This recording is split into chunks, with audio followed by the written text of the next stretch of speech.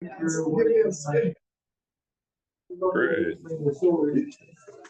All right.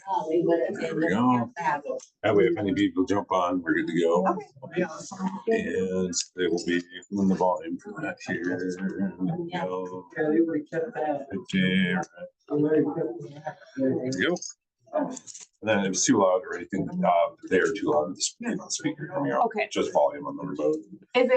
Is there a good place for me to stand if there are people? No, you're fine. You're fine there, okay. or just you'll be able to view, right? Obviously, and it's just wherever you are. Okay. It's fine, just so that they can see you like you're talking. Sure. Okay. Very simple. Yeah. No, you can always adjust it. The camera's here. Just move it back and forth. Okay. Nothing too crazy for. No. You don't have to go. It's just you've got the content. You don't have. It's tougher when you have an extra computer than you're sharing Zoom with the setup, and if you're relying on the mic, which you shouldn't. You generally have to have a second person computer that has it to mute their mic, otherwise feedback. Sure, all of that stuff. Yeah. So if you don't have that complication, you're good. Okay. I'll let you, and then all you have to do is, once you're done, just stop the session. That's it. Okay. And close the app, and if you have to just hit power on here. Okay. Or whoever's here will. Is there like something that pops up with the stop? Oh yeah. Okay. Yeah, totally. It's just like you would normally do it. Got it. Yeah, you'll be good. Okay. I have faith. Thank you. Yeah, thank you. All right. Give them a couple more minutes. Yeah, that's fine. Yeah, We're not used to getting out of church like, oh, so. You gotta have social hour first, right? It was.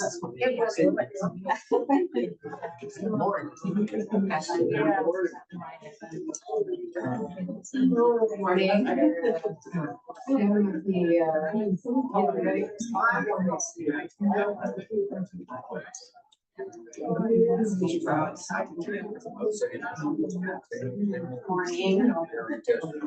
Yeah.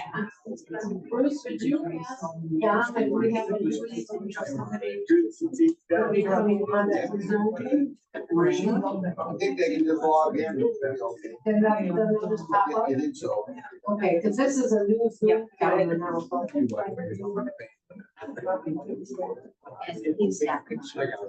okay. Do you want a presentation?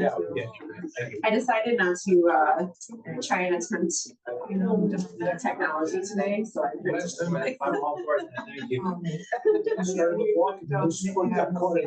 when you want technology to work, it never does, right? Do you want one to Canadian? Oh, yeah.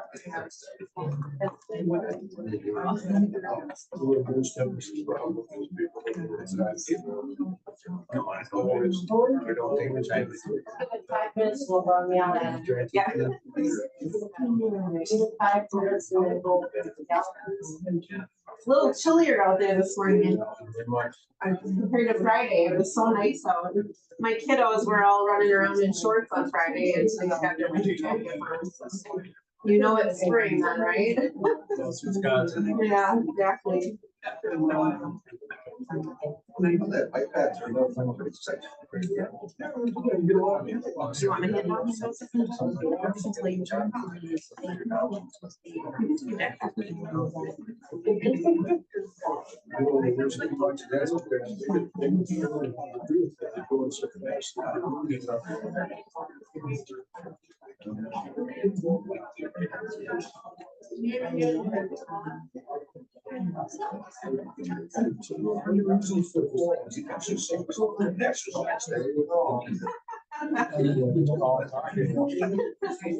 Wouldn't have a problem then, right?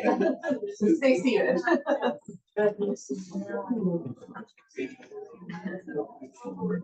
He doesn't have a problem with flying until he's bending over. Right. One morning I heard him poop and it's like, oh. Yeah. Yeah. I've heard those stories before.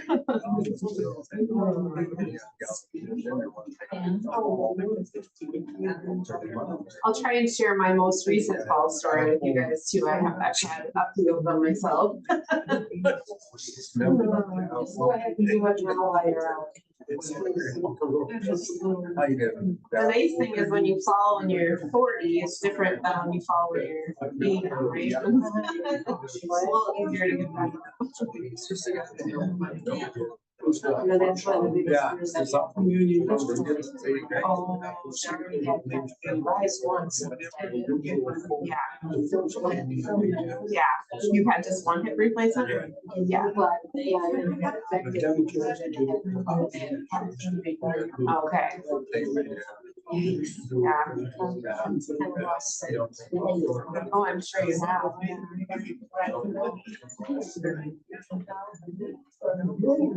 Anna just asked, she's gonna meet me, we asked me, do we want to come to the world? Yeah. I told her I thought it could be. I'm gonna let Jen give you her background because I really didn't remember to ask about that, but Jen is from the Wausau Office of Aging and Disability Resource Center. And they are working with Marshfield for this class that I gave you, some of you, not all of you.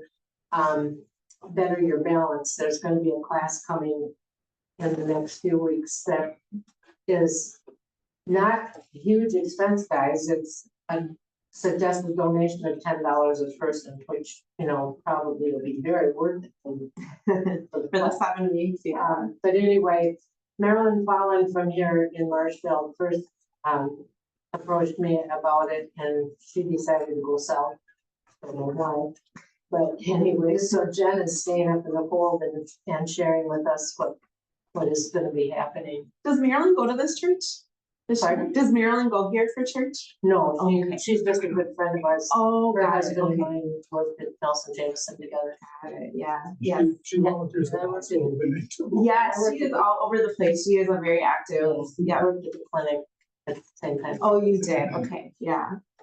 Good, well, thank you so much. I'm Jennifer Clark. I'm the community health educator with the Aging and Disability Resource Center of Central Wisconsin. So as Nadine mentioned, my home base is actually the Wausau office. That's where my physical office is. But I do travel all over our 4-county region. So Aging and Disability Resource Center of Central Wisconsin actually covers Lincoln, Langley, Marathon, and Wood counties. So I'm all the way from Tomahawk, all the way on the Rapids, over to Antigo, and then Marshfield area as well. So on the road a lot. But I just wanted to, how many of you are familiar with the Aging and Disability Resource Center? Okay, so a few of you have worked with us. How have you worked with our office? Do you mind me asking? I've tried working with them, but they wouldn't take me, so. Oh, goodness. Okay, well, we can chat afterwards too if you have questions. Yeah. I coordinate our equipment loan closet here, so I Oh, so you were, okay. trade people when Yeah. I don't have things they might have, and they trade people my way. Sure, got it. Yeah. So yeah, our loan closet, I think it's still active here in Marshfield, although I don't know what's happening with it with our move. It's going out of the door. Yeah. Okay. Okay. So we are actually moving some of our offices.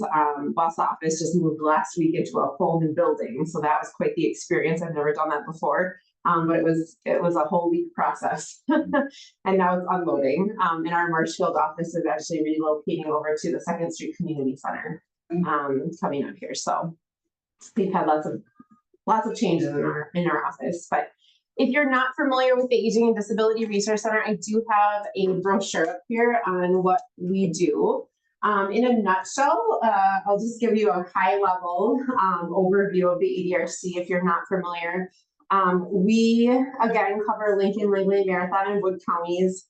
ADRCs kind of work with, so really our mission is to work to connect people to resources in their communities that are going to keep them at home for as long as possible. So, you know, if you know of somebody or you yourself maybe are struggling at home with maybe cooking, cleaning, bathing, toileting, whatever that looks like, getting up in the morning, maybe it's housekeeping. We connect people to services in their community that can help with some of those things so that you're able to stay at home. So that's just kind of a high level. We work with older adults, 60 and over, but we also work with individuals with disabilities as well. So usually people starting 18 and over. We will work with individuals with disabilities, families, friends, caregivers, So some of the resources we provide, we do have resource specialists on staff that are primarily working with individuals to connect them to those resources that they're needing. So anytime you have questions about transportation, like I said, home care, anything like that, we do have staff available and kind of know what's available in the community as well to be able to connect you to those resources. We work with people of all income levels, so you don't have to be of low income in order to work with us. That's kind of one of the myths out there. But we work with people of all income levels. If people have an inability to pay for services to come into the home, we actually are the entry point into our long-term care programs. So we can connect people to, I don't know if you've heard of like Inclusa, Lakeland Cares, to help offset some of those costs that you're still able to get those services in the home. We work with people and their benefits all the time. So Medicare, Medicaid, just helping them navigate those benefits. Prescription drug, Social Security benefits, appeals, denials, things like that. We have caregiver support coordinators on staff as well. So they're really working with our caregivers to make sure that our caregivers are taking care of themselves while they're in their caregiving role, connecting our caregivers to resources to help their caregiving role to make it a little easier on them. Dementia care specialists we have on staff as well. So if you know somebody that has dementia or maybe early signs of dementia, our dementia care specialists are awesome. They work with families all the time to help them kind of guide them through that process, what to expect. Again, connecting them to resources that are going to make their job a little bit easier. And then healthy living. So Nadine passed around the Stepping On program. So we have programs in our community as well. This one is about falls. And so I will talk a lot about this program today, specifically at the end of the program, but touch on a lot of the things that we'll be talking about in this class. There's a couple other handouts here of things that we have coming up as well in our office. Managing Caregiver Stress is a program that we'll be offering here in Marshfield. Again, that's more for like caregivers. And then this is a really, really great one if you have not attended our brain health basics.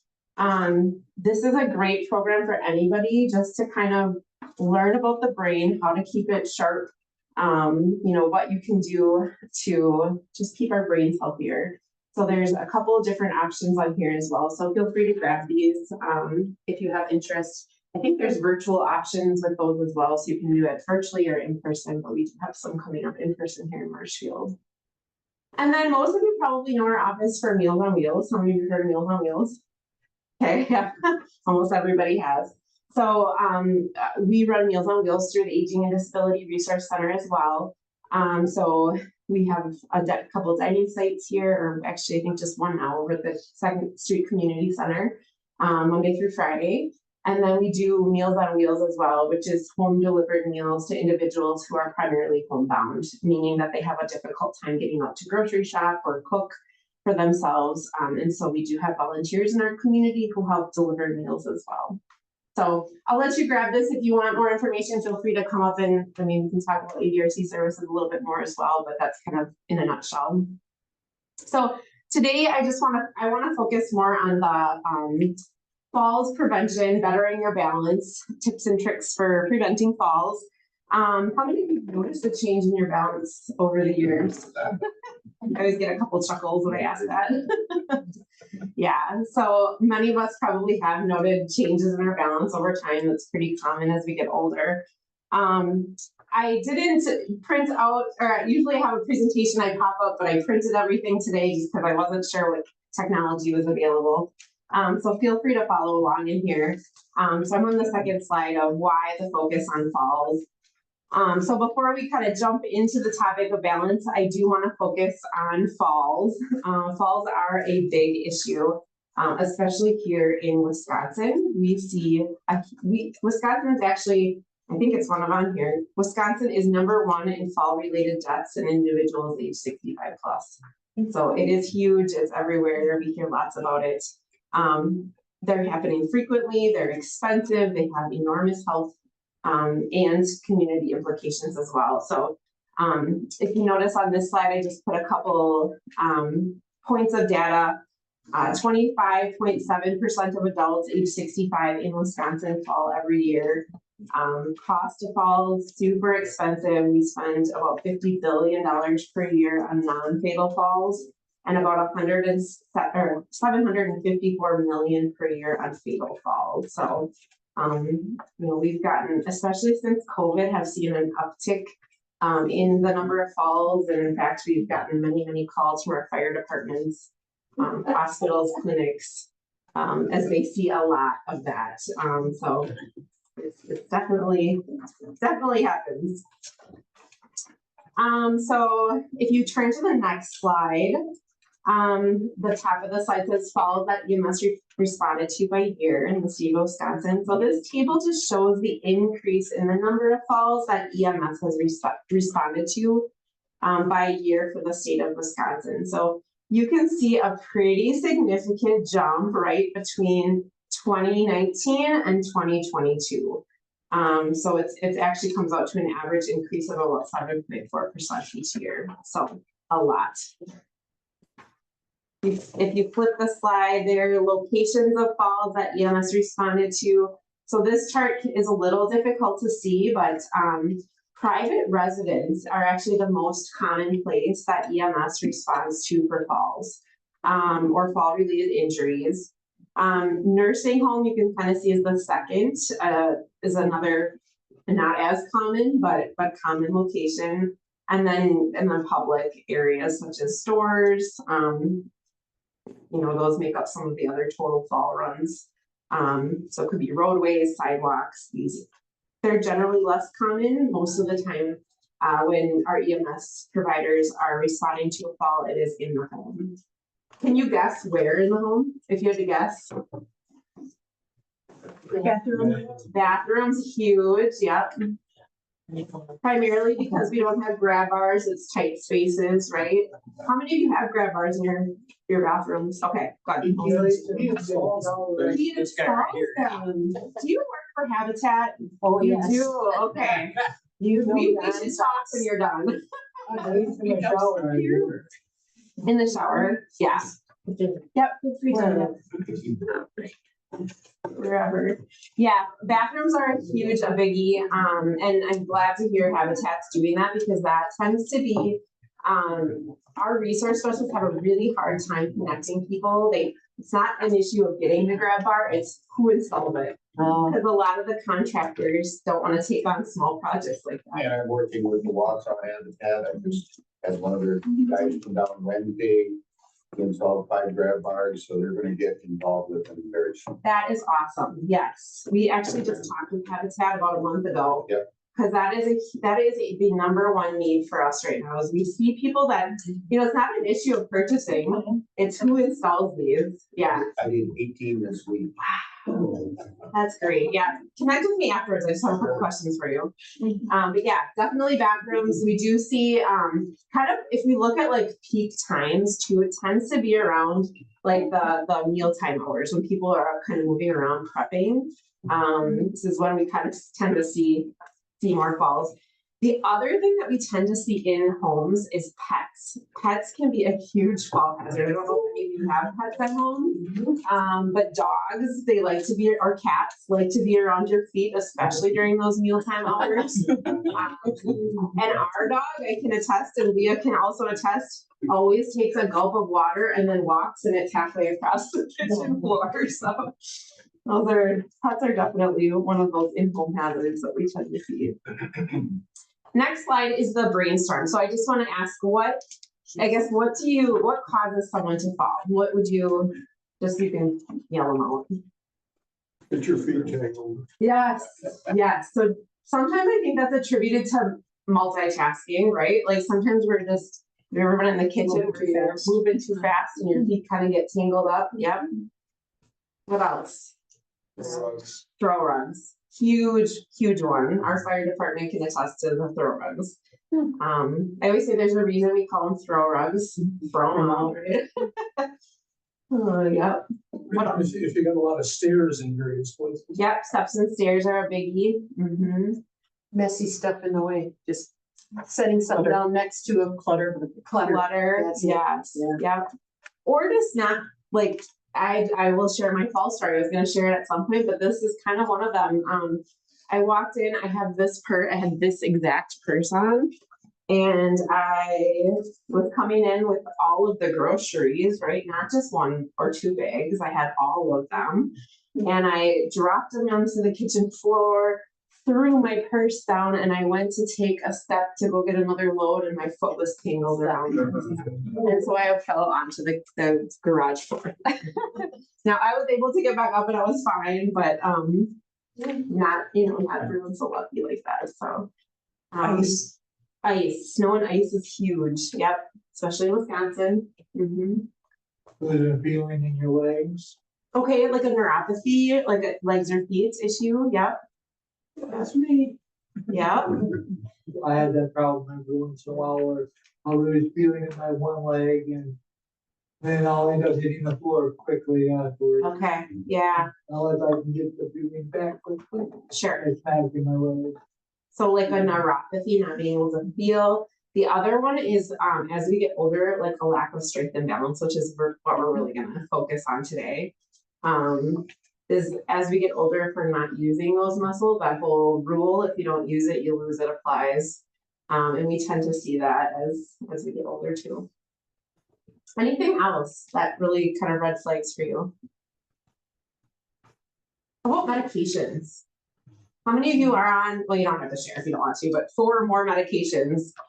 Ultimately, yeah, many of us are, right? So 4 or more medications ultimately put somebody at an increased risk for a fall as well. So we'll talk a little bit about medications today too. But our Stepping On program goes much more into that. So yeah, you hit on a lot. Social isolation can be another one. Vitamin D deficiency can be another one as well. Vision problems, so making sure we're getting regular vision checks. And then foot pain or poor footwear.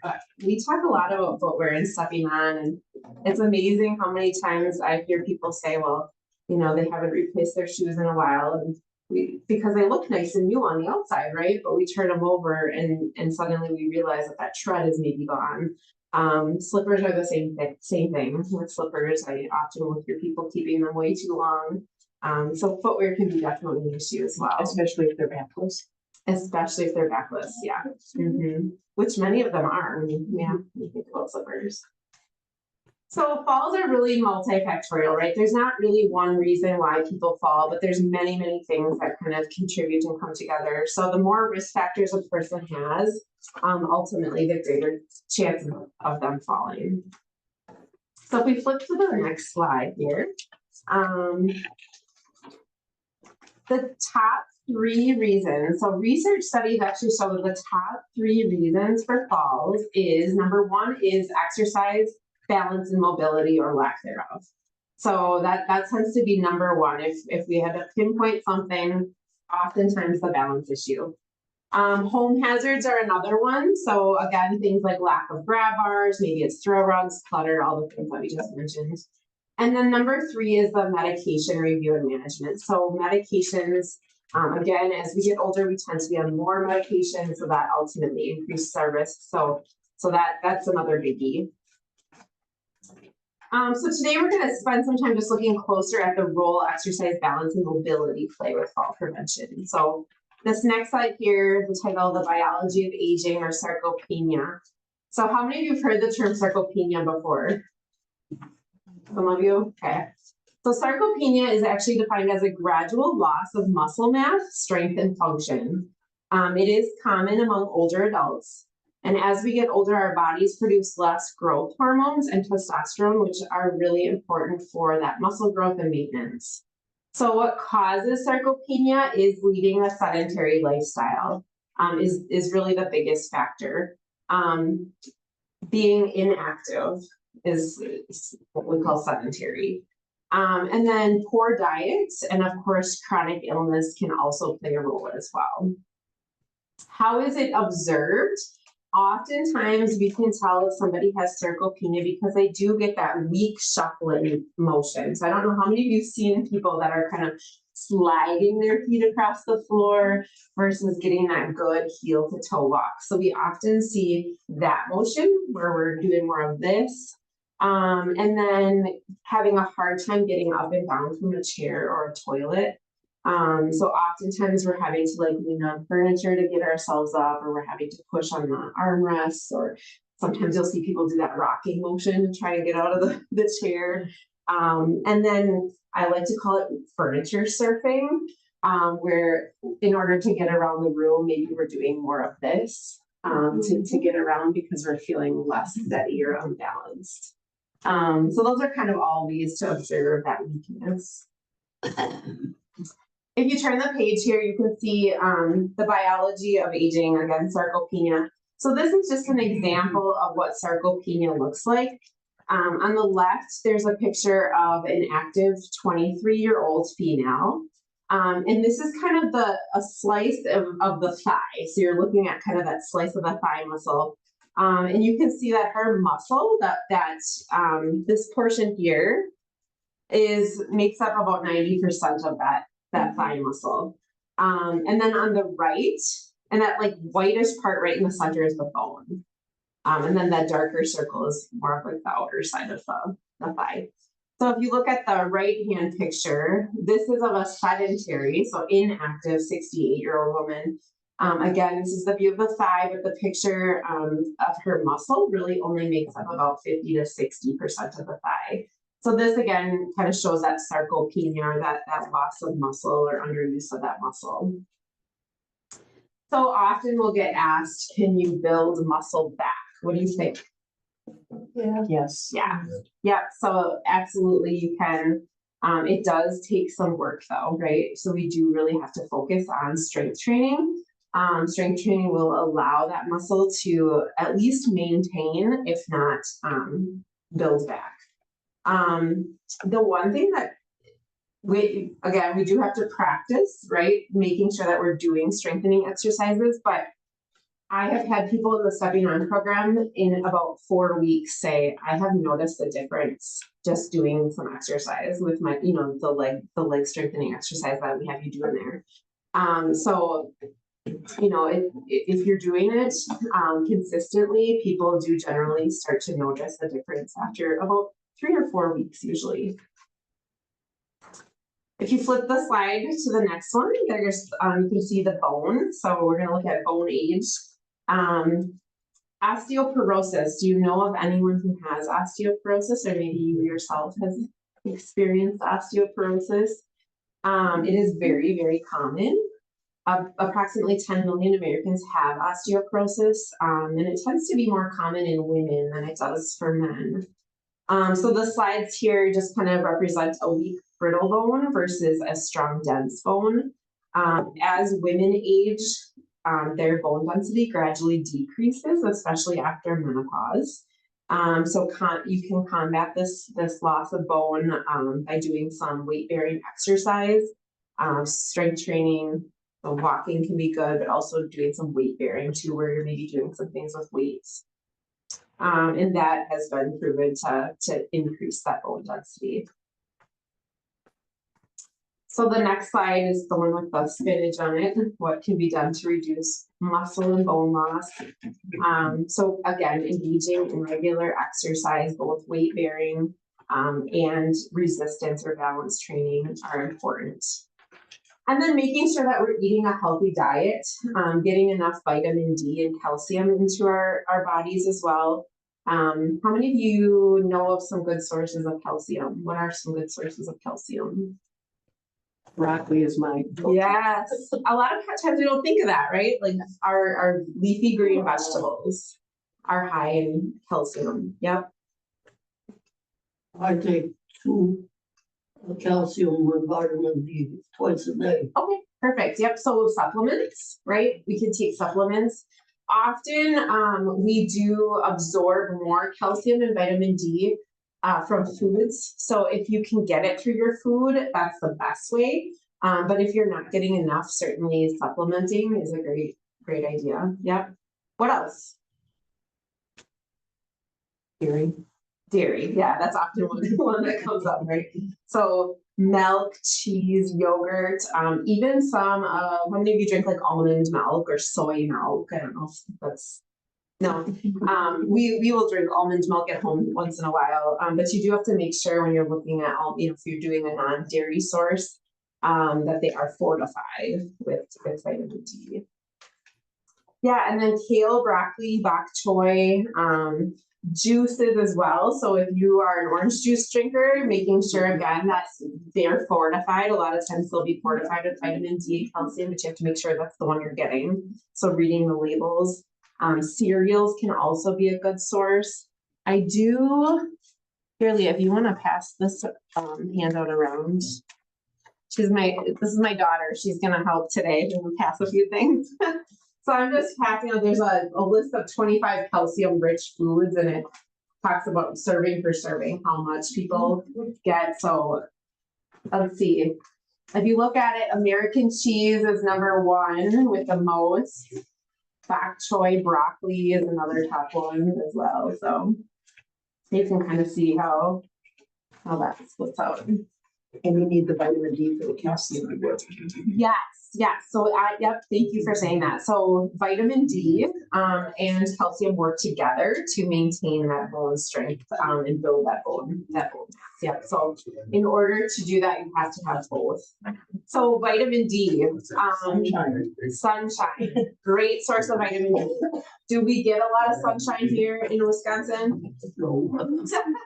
Sometimes in the summer for sure, if you're outside.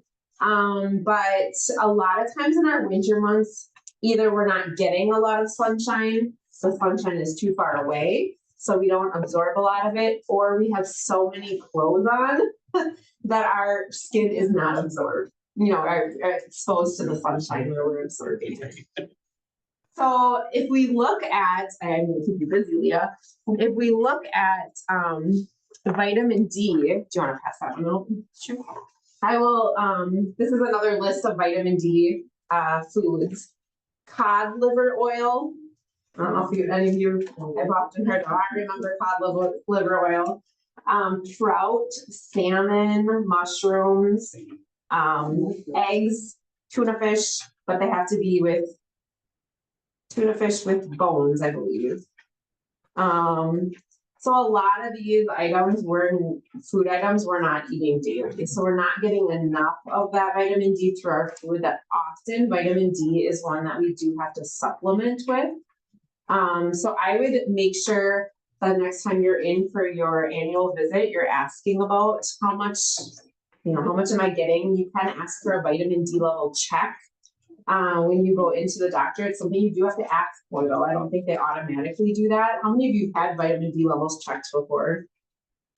Yeah, unless you ask for it, it's not one that they'll often ask you to do. But often people will find that they're not getting enough vitamin D, and so your doctor will often have you supplement with that one. What does cooking do to vegetables? It says lots of them have to be cooked and drained. Why, what? A lot of times when you're cooking vegetables, you'll lose some of those vitamins. But no, it's like, okay, on the calcium rich foods, it wants your broccoli to be cooked and drained. Oh. And I guess that I never. I don't know. Then there's several. I wonder if it's like something how it. Is this the UV light one? Is it? She's talking about calcium specifically, like the calcium foods, like you're saying that it has to be cooked. Yeah. So there must be something in the cooking process that releases some, I don't know, I'm not sure. I'm probably just saying it because it's more common, you're gonna have it cooked and Cooked drained versus eating raw. broccoli raw. Yeah, I don't know. I'm not sure. That'd be a good thing to Google. Yeah. Ask Siri. I'll have to ask you about that. I'll do that for you. We'll get on that later. So I guess the point of this slide is really that we should be eating a well-balanced diet, including those good sources of calcium, vitamin D. But make sure you're asking your doctor about it too. We don't want to add a bunch of supplements because you can get too much calcium. And you know what happens when you get too much calcium? There's kidney stones, there's a whole bunch of issues. So some of those vitamins stuff build up in your body. That's why you want to make sure you're asking your doctor before you just start adding a whole bunch of, calcium to your diet, or you're adding supplements or things like that. I do have a quick one, and that's what I was wondering. Mushrooms exposed to UV light. Now, is that, is that labeled as such? You know what I mean? Can I just go and get my package of? So does that mean if you're like mushrooms? under a tree in the forest? I'm just wondering if there's, if you know, if there's a special labeling. for that or- Okay. I don't. I'll have to pay attention. You know, yeah, I'm not sure on that one. How far down the list do you have to go to get chocolate? Well, that might be under, no, milk chocolate. You have to get some my new You have to eat a lot of milk chocolate. You can have tofu. Right. Cocoa powder and tofu.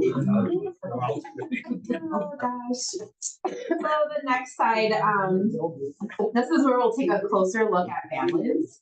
So balance is really our ability to maintain a steady position without doing a lot of, wobbling. And I would say your ability to recover if you trip. So if you're walking along and you stub your toe, your balance gives you that ability to catch yourself, right? So as we're falling, it gives us the ability to recover. So what causes balance issues? We don't often think about all of the systems that come into play with our balance. Without going into a lot of detail on it, it is really the way that our inner ear, our eyesight, our muscles, tendons, and brain all work together. So it's really a bigger system. Balance. There's a lot going on when we think about our balance. So while aging can affect many of these systems, so can things like prescription medications. So some medications may have some unwanted side effects. Oftentimes when I think of medications with side effects, I think of dizziness, lightheadedness, could be trouble concentrating, confusion, maybe it slows our movements down. Have any of you been on medications where you've noted some of those feelings? I know I've started medications before where I've had to call my doctor and say, this makes me feel awful. I feel really lightheaded or dizzy on this. And often they'll switch my medication around. But sometimes I've encountered people who just are like, well, my doctor prescribed that. This is how I feel on it. And those are important conversations to have, because often there's other medications that can be prescribed that don't give you those side effects. So just make sure that you're always aware of what medications you're on, why you're on them, and how it's making you feel. Another thing to note with medications is as we get older, our bodies metabolize medications differently. So just because you've been on a medication for umpteen years and you felt fine, doesn't mean that you'll always feel fine on that medication. It could be that down the road as your body ages, and we metabolize those medications differently, that you're starting to notice some different side effects. So it's okay to mention those to your doctor, because you might have to do a medication switch down the road if it's something you've been on for a long time. So good news, there's the little good news on the bottom there. Balance can be improved at any age. So often we don't think of balance being able to be improved, but it can be. We think of strength, right, is easy to do. Balance is a little bit more difficult, but with regular practice, again, we can better our balance as well. So I want to talk about some specific exercises, and normally I'm able to pop these up on the screen, but I did print off a handout for you today that provides us with a few different exercises. Do you want to hand this one out? So these are all accessible online as well, so you can pop up, I believe, if you go to Falls Free, Wisconsin, they have a really, really great website that has videos of all of these exercises being done, but we'll walk through them today too. But I just wanted to note that in case you ever want to go back and visit that website. There's a series of balance exercises and then strength exercises that we will look through as well. And we'll kind of talk about some of the modifications and the why behind each one of these as well. So let's start with the balance exercises first. Let's see here. So sit to stand. I had a PT actually last week in one of our stepping on classes say, if she could prescribe one exercise that everybody did, and they only did one exercise, this would be the one. I think the reason behind that is because this one, if we think of maintaining our independence, is one of the most important ones. This is the one that we use every day, getting in and out of a chair. So it's called the sit to stand. And it's, I think, really important to maintain independence because how many times do we get up and out of the chair every day or on and off the toilet? So often if this one is difficult, that's where we tend to see people kind of start to lose their independence because they're not able to do those things. So with this one, feel free to do them with me if you want, or if you want to watch, you can too, but it walks you through each one of these. So it says to perform this exercise, we're gonna make sure you have a sturdy chair, first of all. Preferably, if you're doing this from home, having something with an armrest, so that you can use that armrest, or put it in front of a table if you need to have some extra support in front of you. But we're gonna scoot to the edge of our chairs, to the edge of your seat. Your feet should be shoulder width apart on this one. So we kind of want your legs spread out here a little bit. And we're going to place either, if you have armrests, feel free to use them. If you want the table in front of you, that's fine too. But this is the most important part of this exercise, is to lean forward. So we always say nose over toes. So leaning forward and then pushing up. Yeah. Holding for 5 seconds and then slow and controlled coming back down. Make sure that chair is behind you. And the reason we do it slow and controlled is because if we do this, we're not engaging those muscles, right? So the slower and controlled you can do this, the more you're engaging these quad muscles. So quad muscles, again, are really important for getting on and off the chair, up and down from the toilet, going up and down stairs. We really want to make sure that we're focusing on these quad muscles. So the goal with this one is to really repeat this one 5 times. If you can do this 5 times, then we can start talking about progressing that exercise. So maybe doing more of these, building up to 10 if you can. If you can get up to 10, I would start, you're using the armrest, maybe put your hands across your shoulders, having something, of course, in front of you if you need to stabilize yourself, but moving from, one hand to no hands as you're doing that. That's one way to progress that. Weight shifts is another one. So with weight shifts, we're gonna make sure you're standing tall next to something that you can hold on to. So I like to use the back of a chair. You can use your countertop as a perfect height for this one in your kitchens. We're gonna stand with our feet hip width apart with your weight distributed equally between both legs. And then you're gonna slowly shift your weight over to one side, if you can, lifting that foot up off the ground while holding on. And then slowly shifting that weight over to the other. So this is one of our balance exercises. It's getting you to be able to feel comfortable balancing on that one foot with all of your weight down.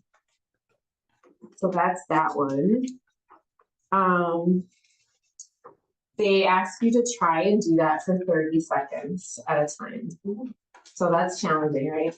So I would start with maybe start with 10 seconds or 5 seconds. And if that feels comfortable, kind of build yourself up to that 30. But always making sure that you have something to hold on to as you're doing that one. The tandem walk is our next balance exercise. This one can be very challenging for people. This is one that we do in stepping on as well. So this one, I do encourage you, if you have a countertop or a table, to make sure that you're always standing, no matter how comfortable you feel with this one, just always having that available if you can. So this one, we're going to try to walk forward, standing next to something tall, in a straight line. Okay, so we're putting one foot in front of the other. And with this, we want to try not to look down at our feet. Yep. It's narrowing your base of support, really, what it's doing. So this one is one, can you think of sometimes when you would have to narrow your base of support? On a ladder or anything that you climb up to Yes. narrow, right? Or when the police ask you to do it that way. Yeah. Adding the nose touch, right? Yeah, I've actually had people say to me, she's like, well, I wouldn't pass that exercise over. Going in and out of a church pew, you know, whether you're doing this or some of us will do this, you know, where we're walking through. Maybe some of us are doing that in a store where we're having to, you know, if there's lots of crowds of people where you're having to kind of narrow that base of support.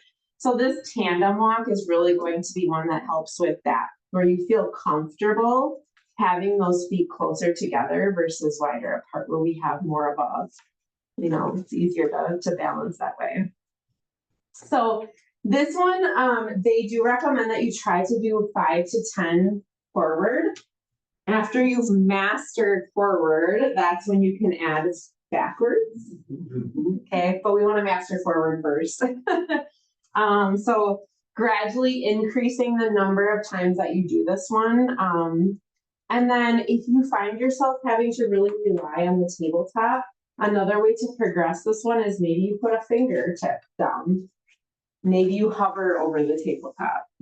So kind of gradually decreasing the amount of support that you're relying on that tabletop for. Any questions on the balance ones at all? Are these ones that you've done before? Yeah. Sometimes I'll have people say like, oh, I do that one in physical therapy. Yeah. Often the sit to stand is probably one you'll get in physical therapy. That's probably one of the biggest ones. And then we do have our strengthening exercises as well.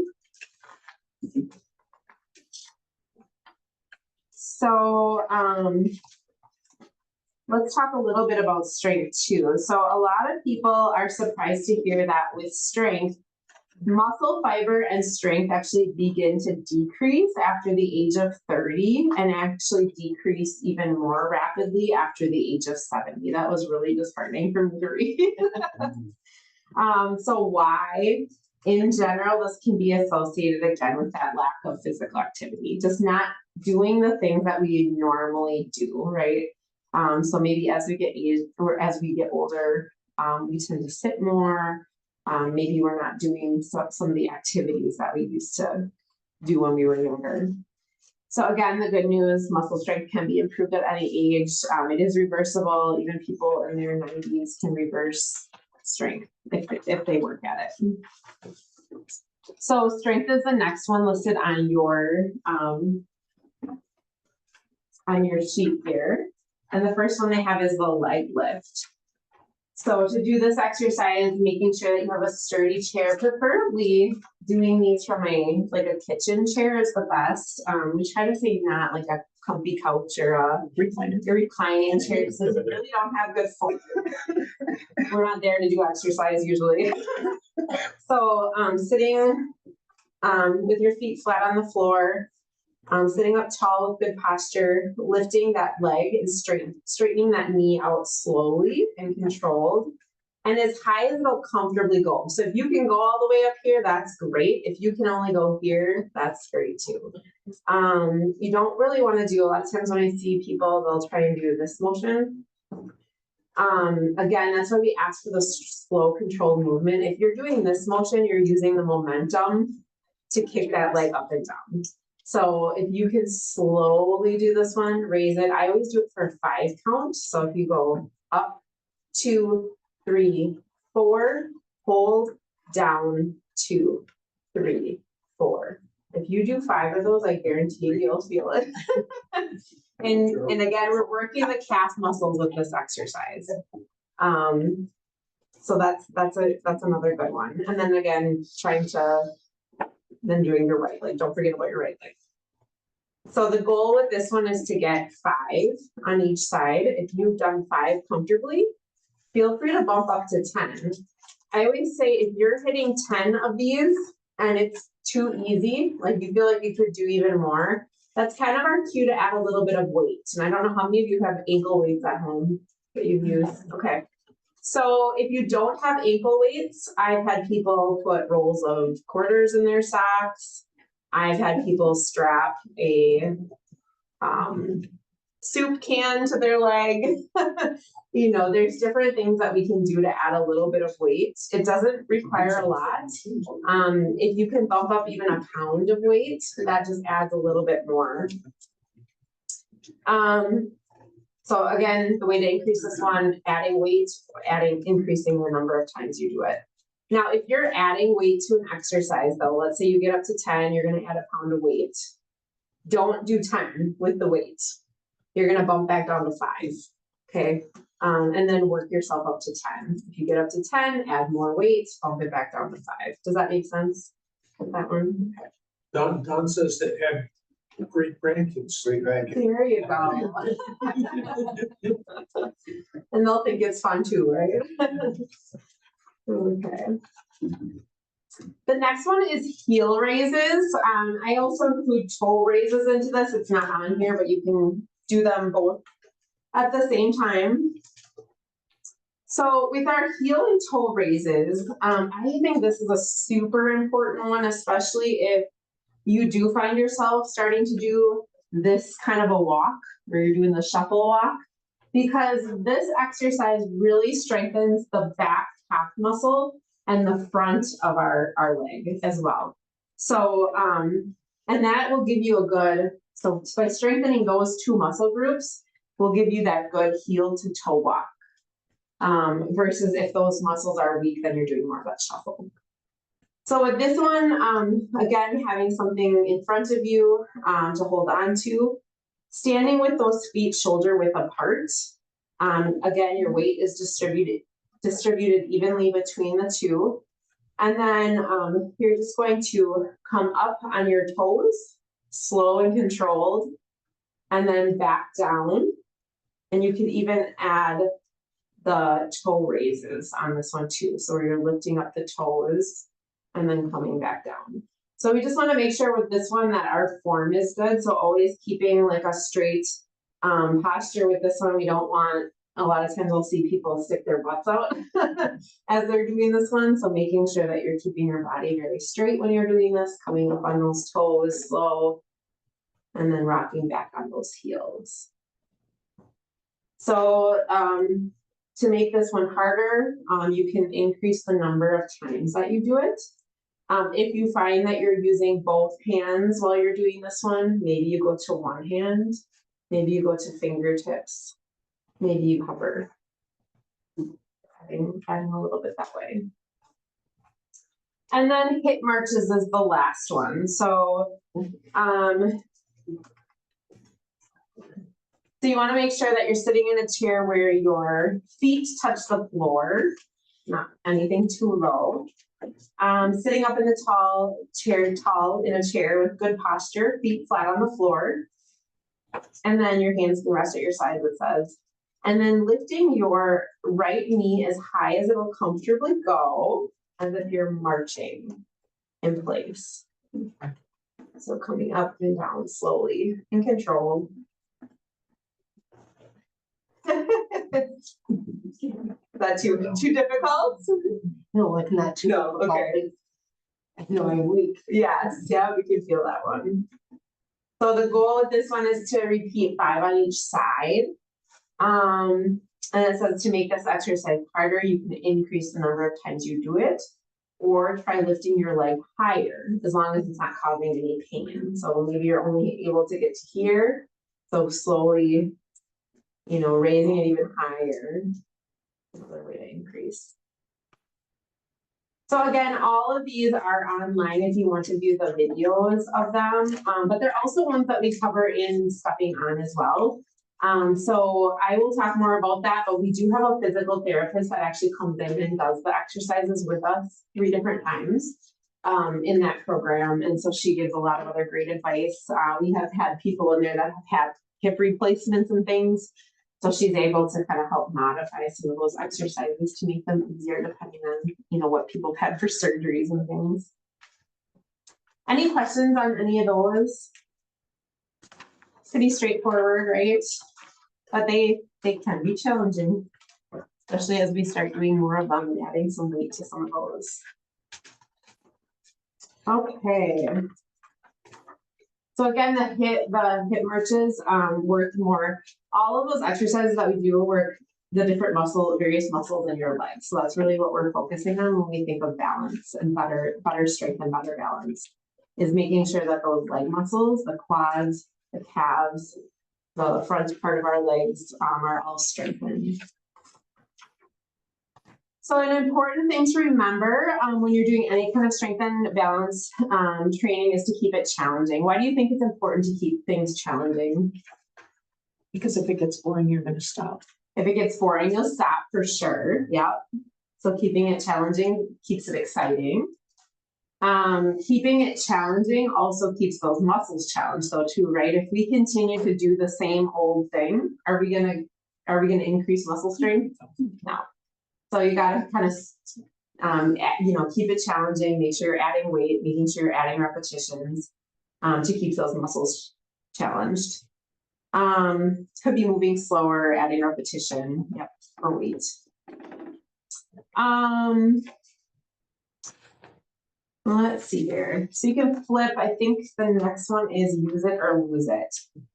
So use it or lose it, that terminology, I think we've all heard that before, right? Applies equally to balance as it does to strength. So there is very strong evidence that doing challenging balance activities greatly reduces the risk of falling. Therefore, it will help us maintain our independence and keep us in our own homes longer. So if you don't use it, you'll lose it.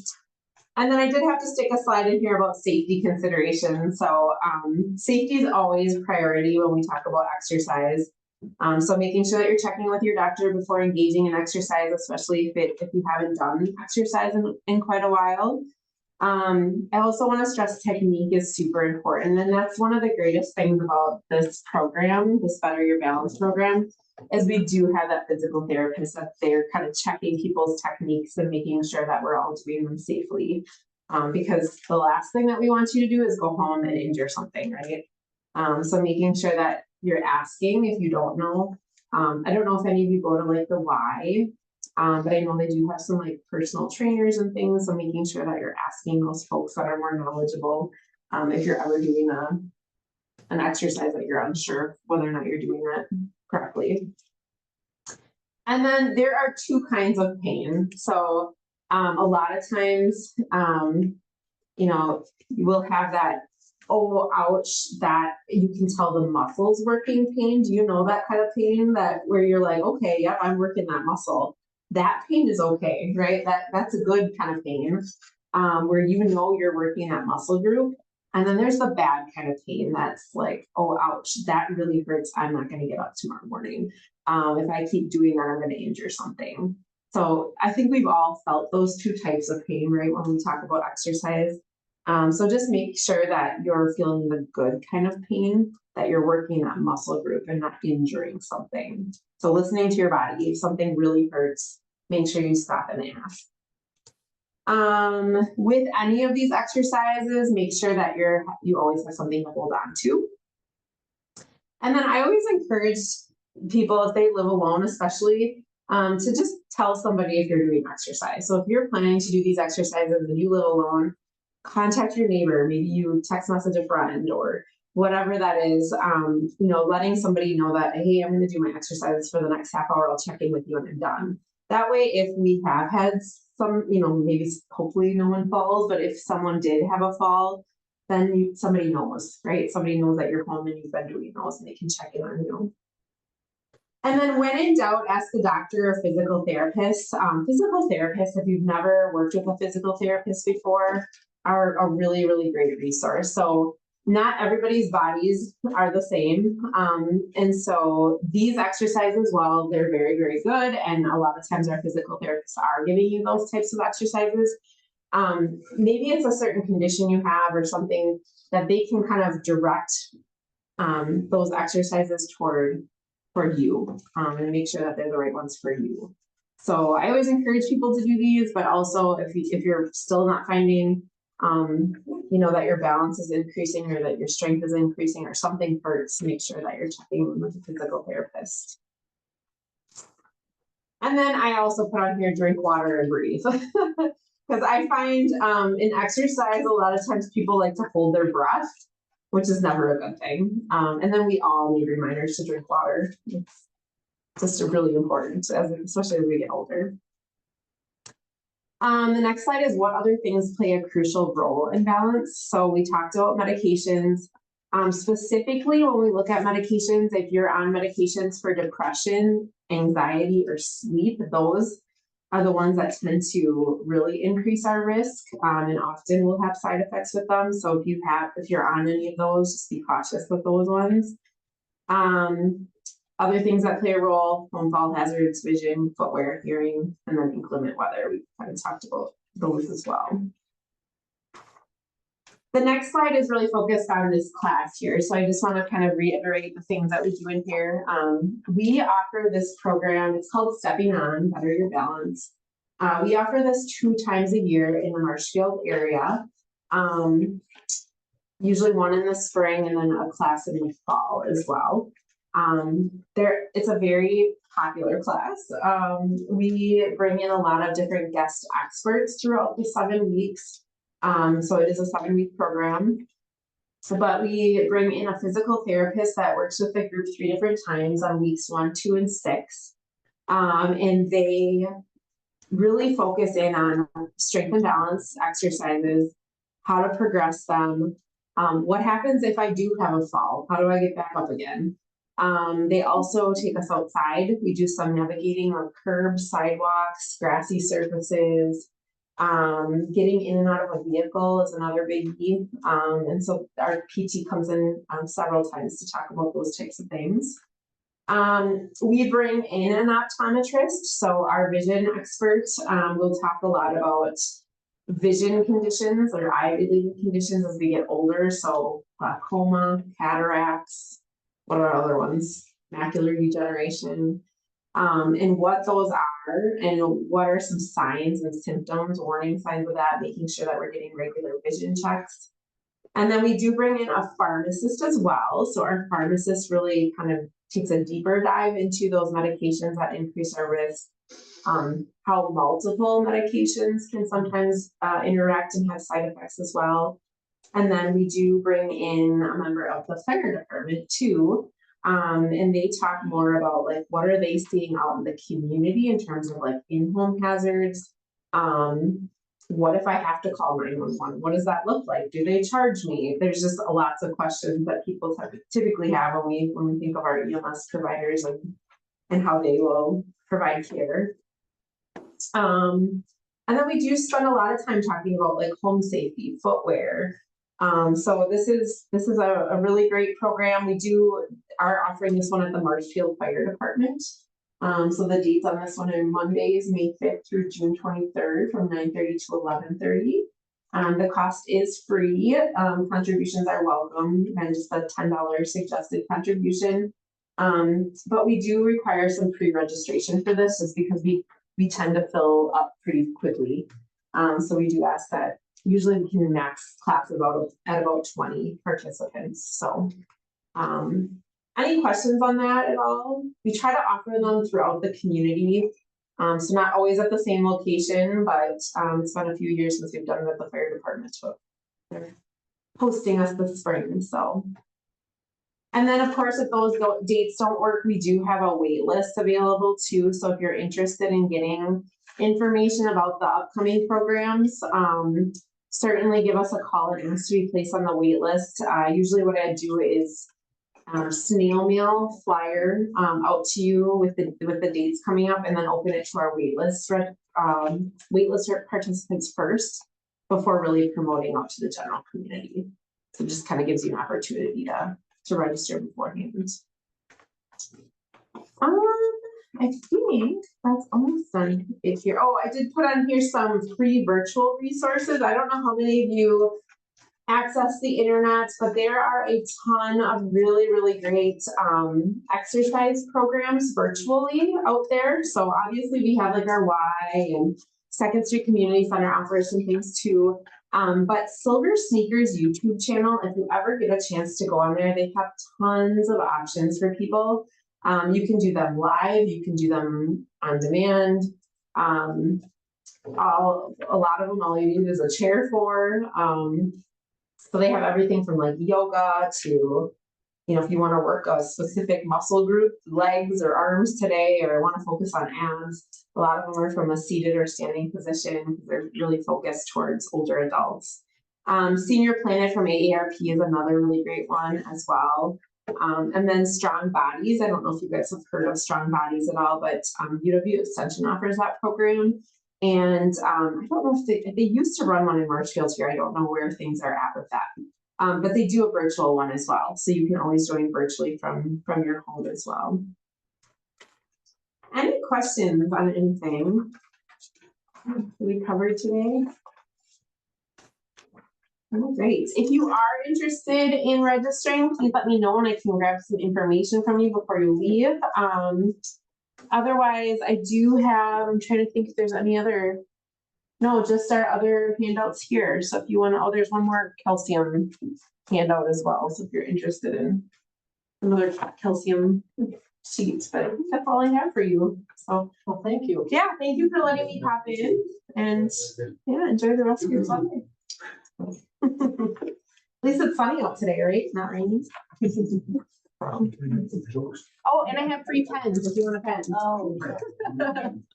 They do have a little wax chip on the end though, so I'll just forewarn you, you have to peel the wax chip off. Yeah. And then I'm interested in talking.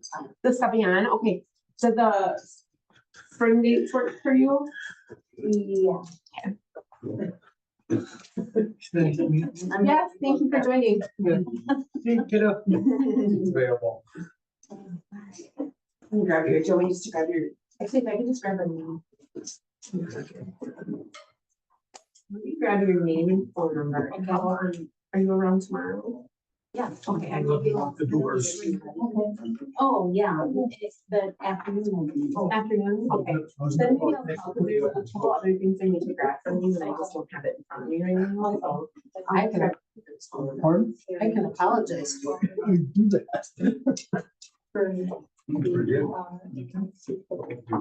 And I see it. Okay, 715. And that's my cell, so the message is. Okay, and I'll tell you. Monday. Yes, but you write down the name there again.